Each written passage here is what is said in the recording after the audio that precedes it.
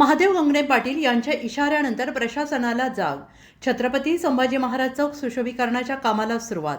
प्रशासकीय अनास्थेमुळे स्मारकाची झाली होती दुरावस्था. शिवप्रेमींच्या संतापाची दखल.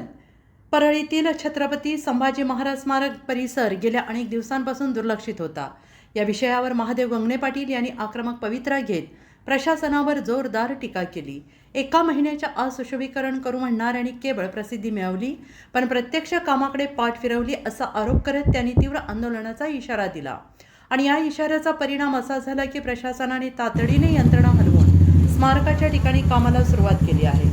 स्वराज्य रक्षकांचे स्मारक ही आमची अस्मिता आहे आणि त्याचे पावित्र्य राखणे ही प्रशासनाची जबाबदारी आहे. केवळ आश्वासने देऊन भागणार नाही, तर हे काम दर्जेदार आणि कायमस्वरूपी पूर्णमध्ये जोपर्यंत पूर्ण सुशोभीकरण होत नाही तोपर्यंत आमचे लक्ष या कामावर आहे, असे महादेव गंगणे पाटील यांनी सांगितले. सध्या स्मारकाची स्वच्छता आणि दुरुस्तीचे काम सुरू झाल्यावर परिसराचा चेहरा पुन्हा बदलणार याचे चित्र दिसत आहे.